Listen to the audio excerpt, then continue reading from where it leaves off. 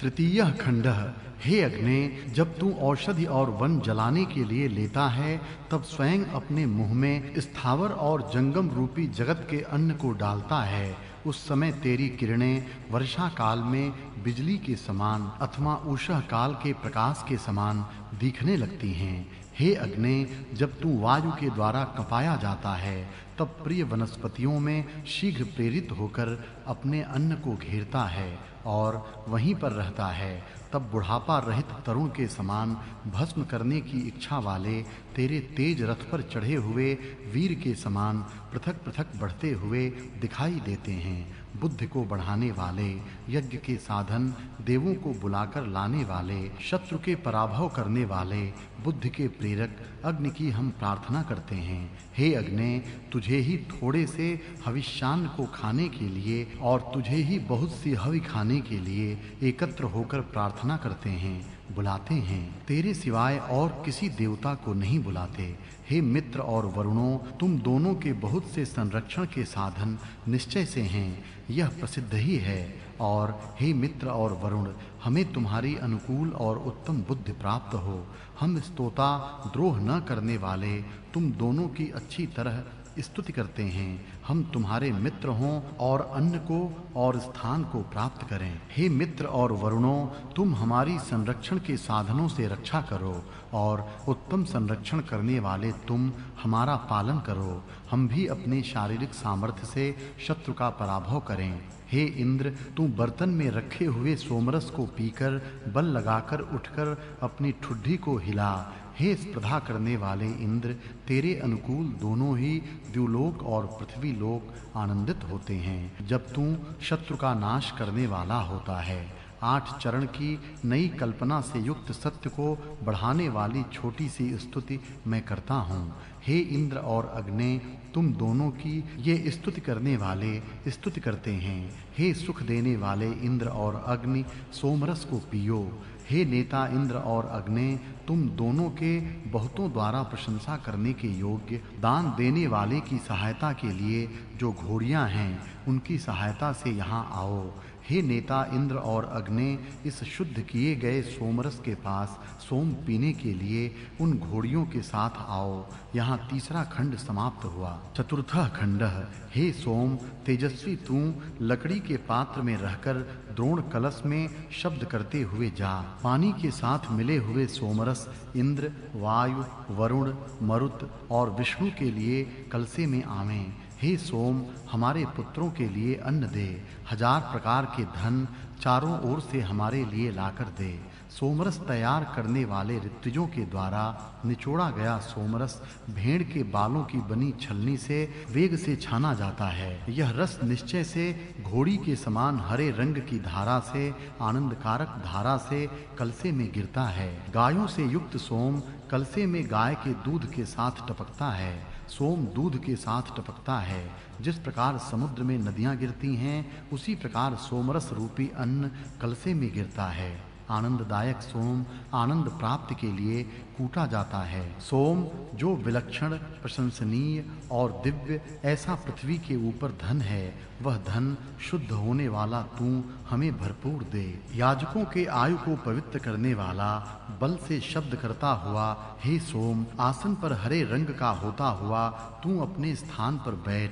हे सोम और इंद्र, तुम दोनों निश्चय से सबके स्वामी हो, गोपालक और ऐश्वर्य के स्वामी, ऐसे तुम हमारी बुद्धियों को पुष्ट करो। यहाँ चौथा खंड समाप्त हुआ। पंचमः खंडः। शत्रुनाशक इंद्र आनंद तथा बल की प्राप्ति के लिए याजकों द्वारा ही और अधिक महान किया गया है। उसके पास से ही महान संग्रामों में और छोटे युद्धों में हम संरक्षण मांगते हैं। वह युद्ध में हमारा संरक्षण करे। हे वीर इंद्र, तू सैनिक है, इसलिए शत्रु का बहुत सा धन हरण करने वाला है। छोटे को तू महान करने वाला है। सोमयाग करने वाले यजमानों को तू धन देता है, क्योंकि तेरे पास बहुत सा धन है। जब युद्ध उत्पन्न होते हैं तब विजयी वीर को धन मिलता है। हे इंद्र, युद्ध के समय मद चुआने वाले घोड़े रथ में जोड़, किसको मारना है और किसको धन में स्थापित करना है यह निश्चित कर। हे इंद्र, हमें धनों में स्थापित कर। मीठे और इस प्रकार सब यज्ञ में व्यापने वाले मीठे सोम रस को सफेद रंग की गायें पीती हैं, जो इंद्र के साथ रहकर सुशोभित होती हैं। बलशाली इंद्र के साथ जाने वाली गायें आनंदित दिखती हैं। ऐसी दूध देकर निवास करने वाली गायें अपने राज्य में रहती हैं। वे इस इंद्र के स्पर्श की इच्छा करने वाली गायें अपना दूध सोमरस में मिलाती हैं। इंद्र की प्रिय गायें शत्रुनाशक वज्र को प्रेरणा देती हैं अथवा दूध देकर अपने राज्य में रहती हैं। विशेष बुद्धि वाली ये गायें इस इंद्र के साहस को अपने दूध रूपी अन्न से पूजती हैं। पूर्व के कामों को समझाने के लिए इस इंद्र के पहले के बहुत से कामों का ध्यान दिलाती हैं। दूध देकर अपने राज्य में इस इंद्र के अनुकूल होकर रहती हैं। यहाँ 5वां खंड समाप्त हुआ। षष्ठः खंडः। पर्वत पर उगने वाले सोम का आनंद के लिए रस निकाला है, बाद में पानी में भी मिलाया है। उसके बाद बाज पक्षी के समान यह अपने स्थान पर बैठता है। देवों को देने के लिए स्वच्छ और सुंदर अन्न अर्थात ऋत्विजों के द्वारा तैयार किए गए पानी में मिलाए गए सोमरस को गायें अपना दूध मिलाकर स्वादिष्ट बनाती हैं।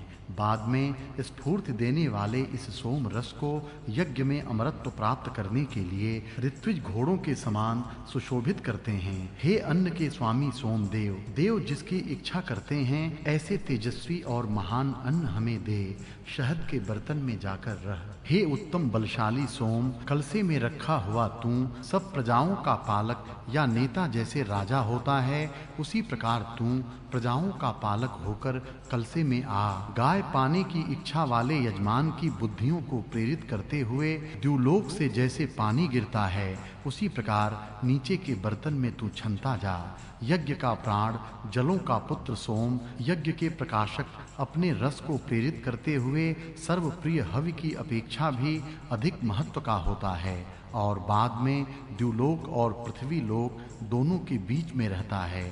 त्रित नाम के ऋषि की गुहा में 2 पटलों के बीच के स्थान में जब उन सोमों को प्राप्त किया, तब यज्ञ के साथ छंदों से प्रिय सोम की ऋत्विज स्तुति करने लगे। हे सोम, अपने रस की धारा से त्रित के तीनों सवनों में साम गान के शुरू होने पर धन देने वाले इंद्र को प्रेरित कर, क्योंकि उत्तम यज्ञ करने वाला स्तोता इस इंद्र के स्तोत्र का ही उच्चारण करता है। हे सोम, रस तैयार करने के बाद तू इंद्र, विष्णु और सब देवों के लिए अत्यंत मीठा होकर अन्न की प्राप्ति के लिए छलनी में से धारा से टपक। हे शुद्ध होने वाले सोम, यज्ञ में द्रोह न करने वाली अंगुलियां हरे रंग वाले तुझे छलनी में उसी प्रकार दबाती हैं जिस प्रकार नए उत्पन्न हुए बछड़े को गायें चाटती हैं। यज्ञ रूप महान व्रत करने वाले सोम, तू द्युलोक और पृथ्वी को उत्तम रीति से धारण करता है। हे शुद्ध होने वाले सोम, तू अपने महत्व के योग्य कवच को धारण करता है। बलवान रस जिससे बनता है, ऐसा सोम इंद्र में साहस उत्पन्न करके आनंद बढ़ाने के लिए छाना जाता है। बल का राजा स्तोताओं को धन देता है, राक्षसों का नाश करता है और शत्रुओं को कष्ट देता है। उसके बाद पत्थरों से रस निकाला गया सोम मीठी धारा से देवों को तृप्त करता हुआ भेड़ के बालों की छलनी से छाना जाता है। इंद्र के साथ मित्रता की इच्छा करते हुए चमकने वाला आनंद वर्धक सोम इंद्र के उत्साह को बढ़ाने के लिए छाना जाता है। धार्मिक व्रतों को ऋतुओं के अनुकूल करते हुए छाना जाने वाला सोम कलश में छाना जाता है। तेजस्वी सोम अपने रस से देवों को संतोष देता हुआ 10 अंगुलियों के द्वारा ऊंचे स्थान में रखे हुए बालों की छलनी में पहुंचाया जाता है। यहाँ 6ठा खंड समाप्त हुआ।